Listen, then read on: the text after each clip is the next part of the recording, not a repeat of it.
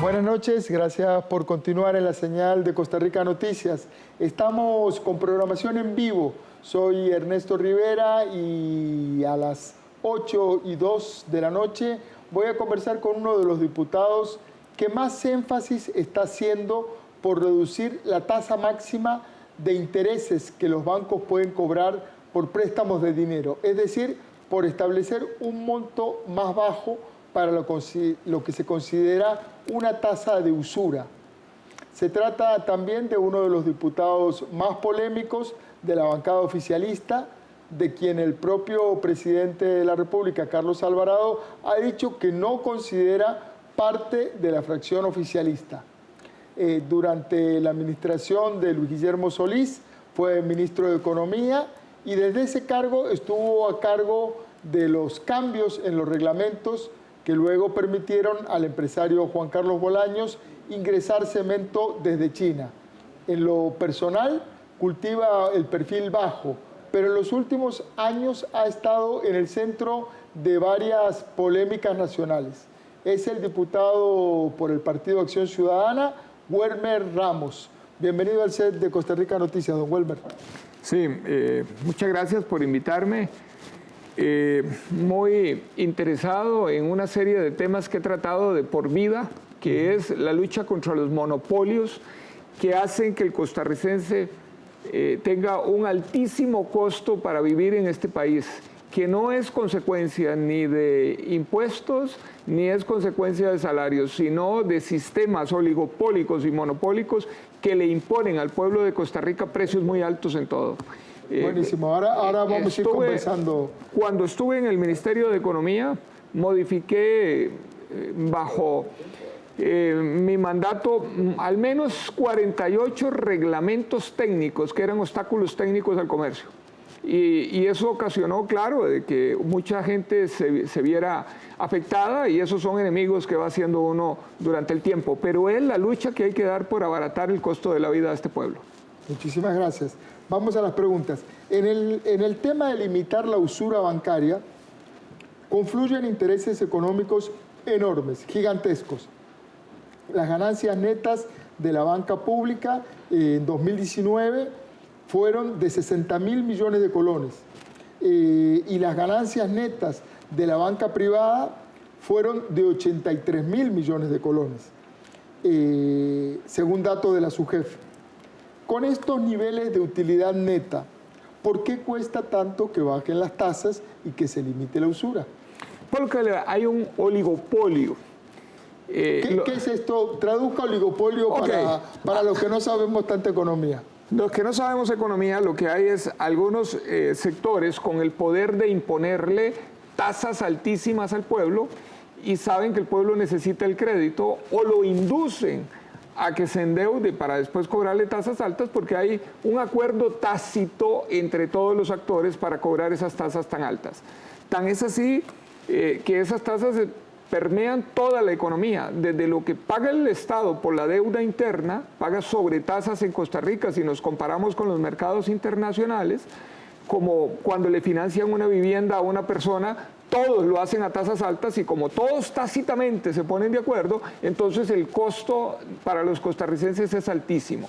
Pero lo más grave es que para las familias y las personas más pobres les están aplicando tasas que no son permitidas en los países desarrollados porque someten a la gente a esclavitud financiera, cobrándole el costo de la tasa con ganancias que a veces son de más del 100% por el crédito que conceden. Y esto hace que la gente entonces caiga en sobreendeudamiento porque les ofrecen crédito a esas tasas y trabajen para pagar tasas de interés altas y les impide vivir y disfrutar el salario que tienen porque lo tienen comprometido en pagar intereses, no en pagar deuda. Ahí justamente usted mete tres elementos en la conversación. Necesidad, La gente necesita el crédito en tarjeta, necesita el crédito cuando va a comprar una vivienda, necesita el crédito el empresario, el pequeño empresario, el microempresario, necesita comprar su máquina, necesita comprar su freezer, su refrigeradora, el señor que tiene un bar o que tiene una soda, la señora de la peluquería necesita comprar los instrumentos que tiene. ¿Cómo se define la usura? Porque para las personas que consumimos crédito, ¿cómo discernir cuando nos están aplicando una tasa excesiva, cuando nos están garroteando? Mire, usura es aprovecharse de la ignorancia financiera de alguien o aprovecharse de la necesidad que tiene alguien o de la ligereza para cobrarle tasas de interés abusivamente altas. Y entonces el mundo ha calculado esas tasas abusivamente altas estableciendo un límite. Dice, lo que usted se gana en los créditos promedio, que se gane un 50% más. Eso es lo que más se permite en los países desarrollados. Hoy Francia, por ejemplo, tiene una tasa del 21% como máxima que se permite. Un país como Corea del Sur permite el 24%, Japón permite el 20%, un país como Colombia, aquí cerquita, permite el 28-50%, etcétera. Y Costa Rica, aquí hay gente que está en casas de empeño, en almacenes de electrodomésticos, con algunas financieras que están a tasas del 150 hasta del 200 y no hay ninguna restricción para que hagan eso con las personas. Hay un elemento y además que es el tema de la falta de educación financiera. Las personas tienen dificultades, muchas personas tienen dificultades para entender cuál es el compromiso que están asumiendo cuando lo asumen.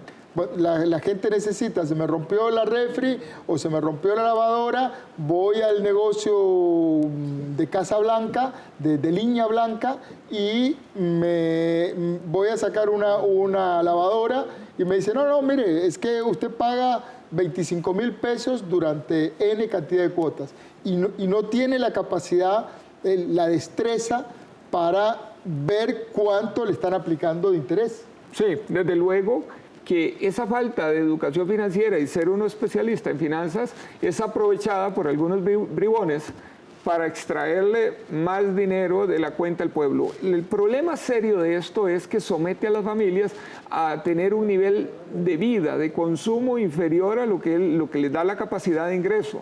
Lo segundo es que concentra el ingreso en manos de unos pocos que se aprovechan de esa ignorancia financiera de la gente, y eso frena el crecimiento económico y nos pone a nosotros en una posición de una economía débil que no crece, entonces no genera empleos, y si no genera empleos se genera pobreza, el Estado capta menos impuestos y llegamos a una situación de todos los problemas que tiene una economía. Si queremos reactivar la economía, tenemos que defender a nuestros consumidores del abuso en las tasas de interés, pero no solo de esto.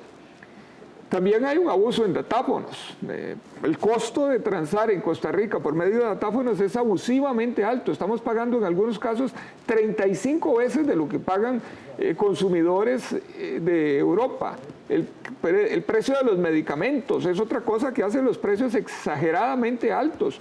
Las cláusulas abusivas. Hoy en día una persona termina de pagar una hipoteca y no le dan la certificación para que vaya al registro público a liberar su casa si no paga 100 o 200 dólares. Una persona factura 1 millón de colones en la factura en la tarjeta y queda debiendo 100,000 y le cobran intereses por el 1 millón de colones. Alguien quiere pagar una deuda adelantada y le cobran multa por pagar adelantado.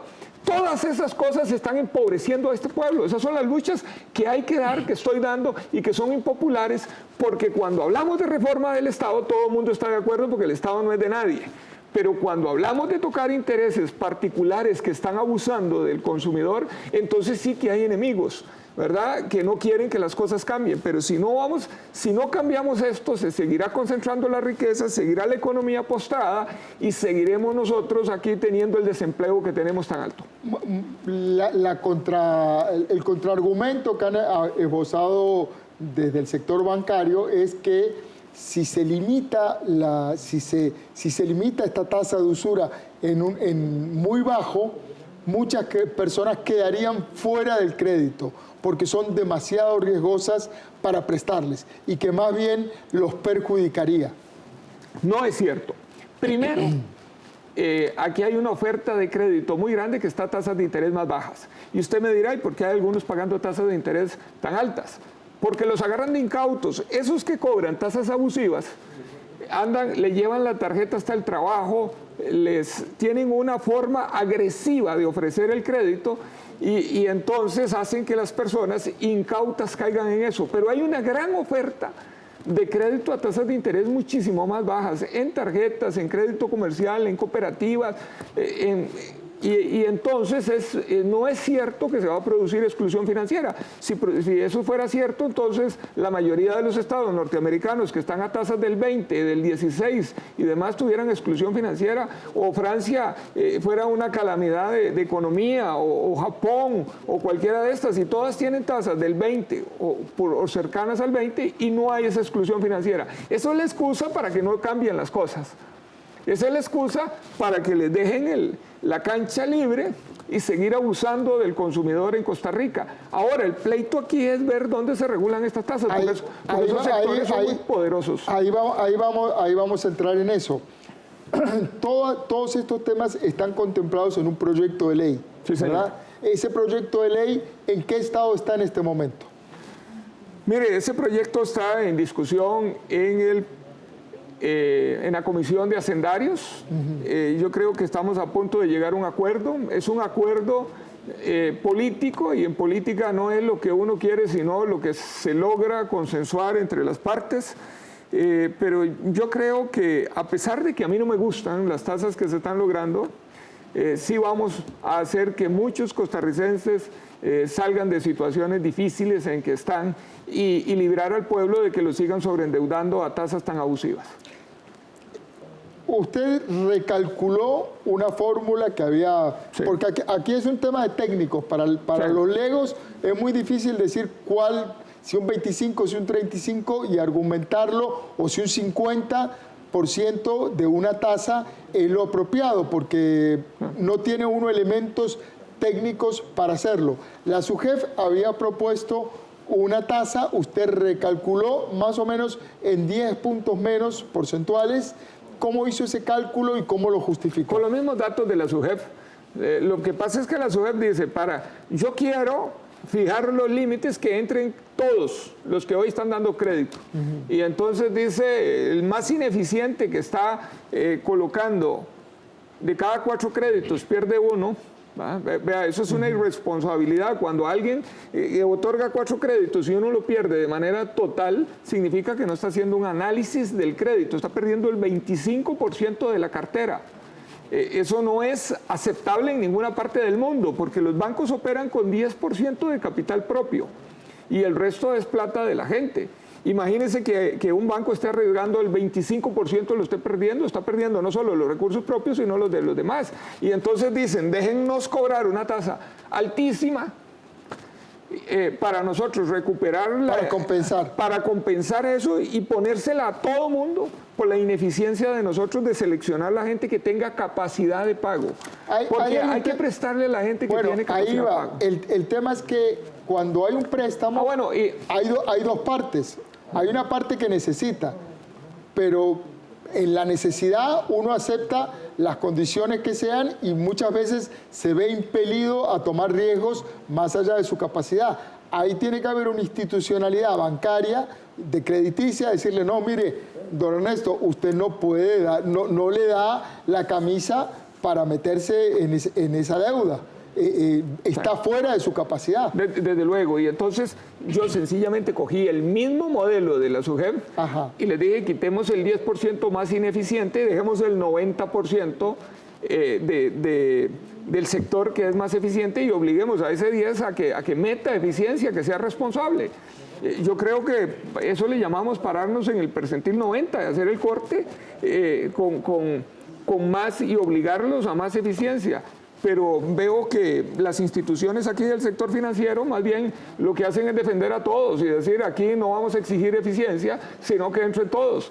Y entonces eso sí que le hace daño a un país, porque estamos obligando al consumidor a pagar sus tasas altísimas por la ineficiencia y la irresponsabilidad de unos pocos que quieren prestarle a gente que no tiene capacidad de pago.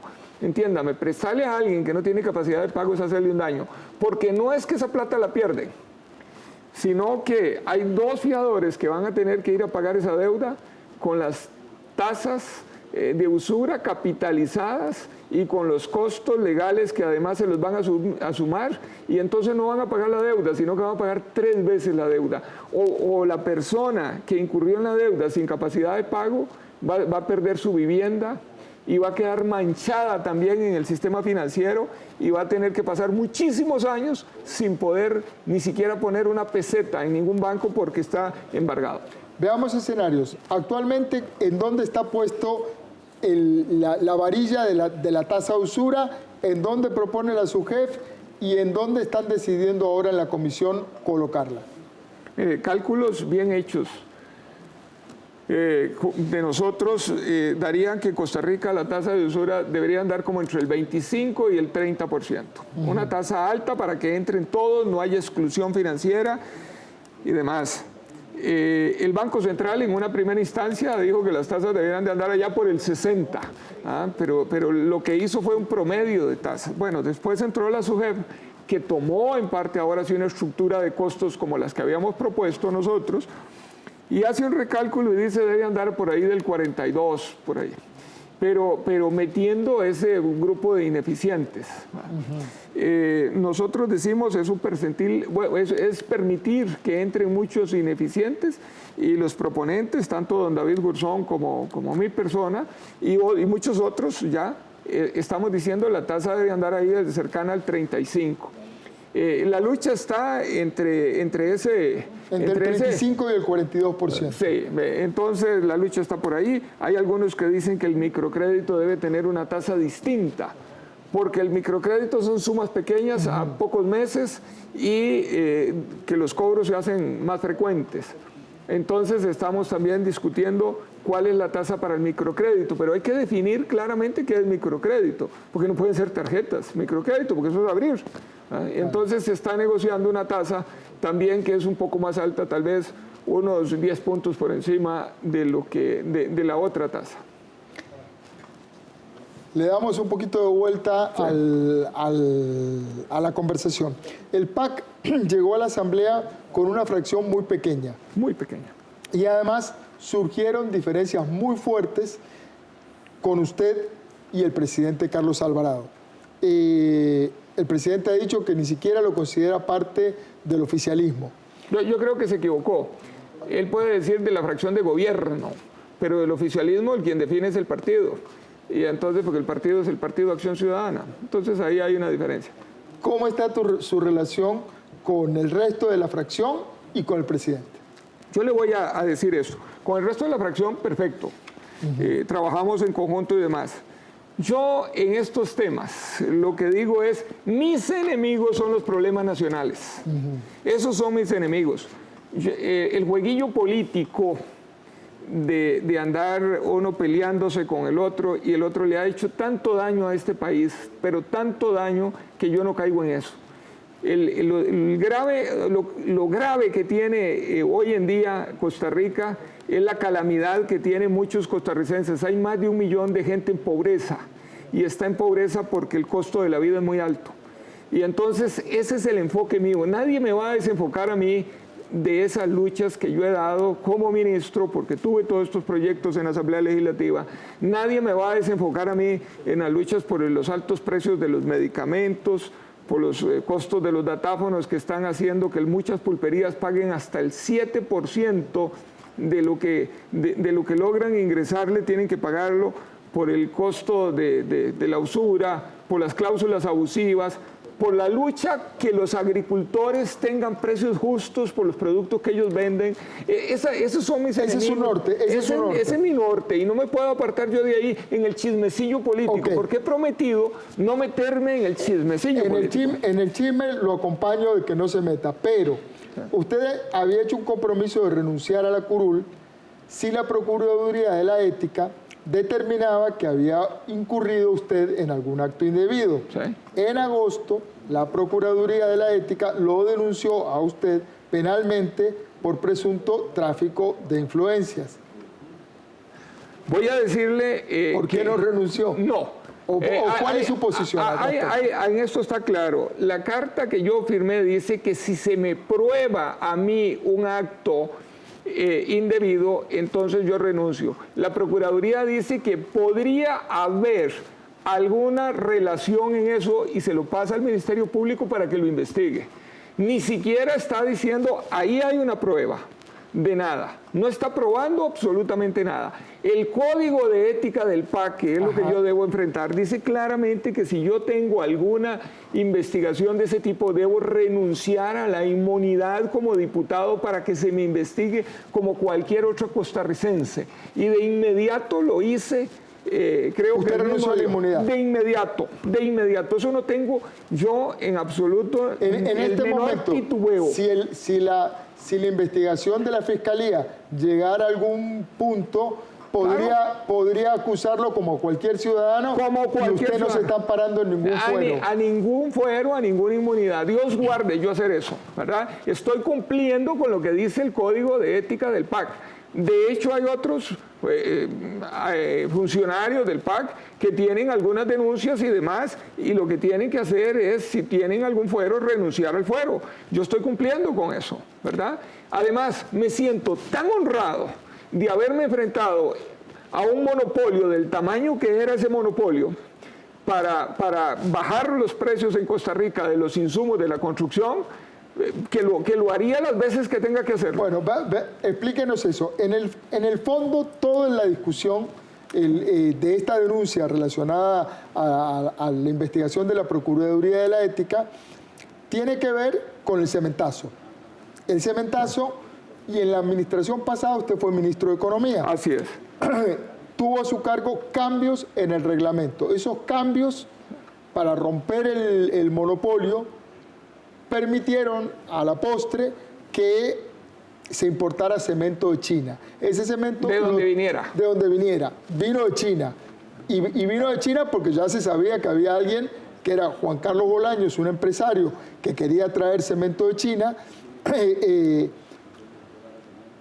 Todo el asunto terminó con que se importó un poco de cemento de China, no mucho, pero Juan Carlos Bolaños obtuvo créditos en la banca pública por más de 45 millones de dólares que creemos no van a ser pagados. Bueno, pero le voy a contar cómo es el asunto. Desde el año 2008, yo como asesor legislativo estoy haciendo cartas para que los diputados que yo asesoro, con mis iniciales abajo, presentaran al Ministerio de Economía diciendo aquí hay que liberar, aquí hay que quitar obstáculos en una serie de insumos de construcción, insumos agrícolas, etcétera, y señalando claramente cuáles: cemento, varilla, zinc, insumos agrícolas de todo tipo, etcétera, porque aquí los costarricenses están pagando de más. Ojo, pagábamos 40% de sobreprecio en el cemento, en la varilla, etcétera, y eso encarecía las viviendas exageradamente, principalmente de los más pobres. Cuando llegué al ministerio, de inmediato me di a la tarea de ir a quitar esos obstáculos para bajar los precios en Costa Rica. Tiempo después aparece un importador, porque este proceso de apertura se da y es abierto, es público, es participativo. En los cambios de un reglamento participan las cámaras, participan todas las universidades, etcétera, todos, ¿verdad? Claro que habían dos empresas que no querían que se abriera el mercado porque porque están cobrándole de más a este país. Que viniera alguien y hiciera ese acto, eso es otra cosa. Eso es como decir, miren, el puente de la Platina usted tenía que venir a 10 kilómetros por hora. Ahora que está a 6 carriles y viene alguien a 160 y choca, entonces el culpable, y se muere, el culpable es Luis Guillermo Solís porque fue el que pidió que se ampliara ese puente, porque si el puente hubiera estado a 2 carriles ahí lo que hubiera es un presón y nadie se hubiera matado, porque no podía correr el tipo. Sigue defendiendo entonces la apertura del monopolio. Claro, hoy tenemos aquí por lo menos 3 empresas. Entró otra empresa, está viniendo ya cemento de muchísimas otras partes, de Brasil y de otras partes. Hay otra empresa, ya no hay 2, por lo menos hay 3. Y está en la libertad de que ingrese de cualquier parte del mundo.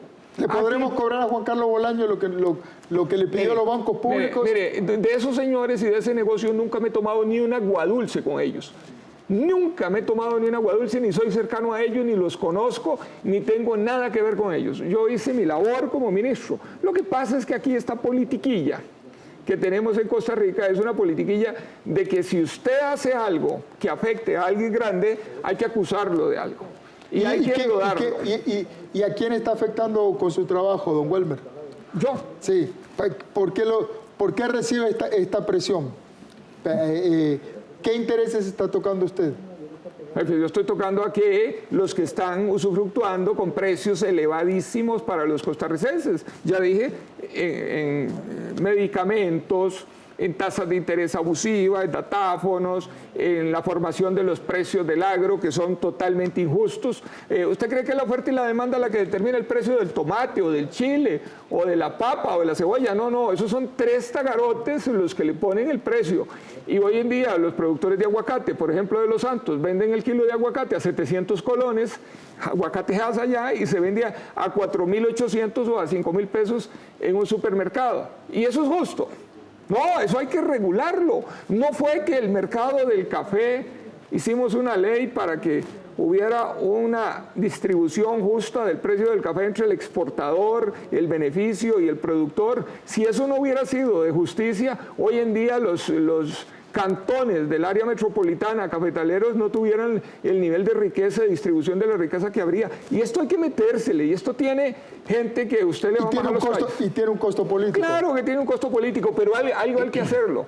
Y si le vamos a seguir quitando el cuerpo a los grandes cambios que hay que hacer para bajar el costo de la vida a los costarricenses, porque pueden haber este tipo de acusaciones y demás, entonces no hacemos nada ni nos metamos en política. Si nos metemos en política para mantener las cosas y el status quo de todos y dejar que este país siga siendo, se está concentrando la riqueza, que siga creciendo la pobreza, que siga aquí el desempleo elevadísimo, entonces no hacemos nada. Sí, aquí hay que entrarle a esto con fuerza. Y si viene el que se mete a política y no quiere hacer cambios y está de servil y cree que las cosas van bien, no va bien, pero no es culpa del gobierno. Esto es culpa de un modelo económico que lo implementaron en ley y lo implementaron en reglamentos y lo sellaron y lo forzaron para poder extraer rentas. Se habla mucho de que los monopolios son malos, que la concentración es mala, pero hay muchos sectores que están ultra concentrados en el país. Claro, así es. Y usted lo va a ver en insumos agrícolas, insumos de la construcción, usted lo va a ver en medicamentos, usted lo va a ver en los productos del agro, en la comercialización. Uno ve los importadores. Aquí dice, se abrió un mercado y se abrió el Costa Rica, el comercio internacional y hay más competencia. Mentira. Ahora lo que hay son 2 importadores que pueden traer buques completos y se eliminaron una gran cantidad de productores internos y comercializadores y 2 o 3 concentran toda la distribución y en lugar de hacer más mercado hacemos más concentración. Vea los frijoles. Ajá. Cuando yo era estudiante me decían, si Costa Rica se abre a la importación de frijoles, en el mundo valen la tercera parte que Costa Rica, eso va a ser baratísimo. Nunca bajaron de precio. Los frijoles venían más baratos de afuera. Al consumidor nunca se los bajaron, más bien se los subieron, pero al productor sí se los pagaban al precio internacional y el único que llevó el peso fue el productor, que ahora ya no los podía vender los frijolitos a buen precio, sino que tenía que venderlos al precio que estuvieran los frijoles importados de China, donde vinieran, y el consumidor pagando precios elevadísimos. Lo que aumentó fue el margen para 3 o 4 que pueden traer barcos. El tema de la concentración es un tema grave y al que el país debe prestarle atención. Se nos terminó el tiempo, don Welmer. Le agradezco muchísimo su colaboración, su visita a Costa Rica Noticias esta noche. Le agradezco mucho, don Ernesto, esta cita y tenemos que trabajar por hacer cambios en este país. Si queremos que las cosas vayan diferentes, tenemos también que replantearnos cómo está funcionando la economía de este país. Está funcionando de manera injusta y hay que metérsele a esos grandes intereses, aunque tengan los costos que tengan, sin ningún miedo. Muchísimas gracias, Welmer Ramos, diputado. A ustedes, muchísimas gracias por su compañía y recuerde, trabajamos para usted. Somos la televisión pública de Costa Rica.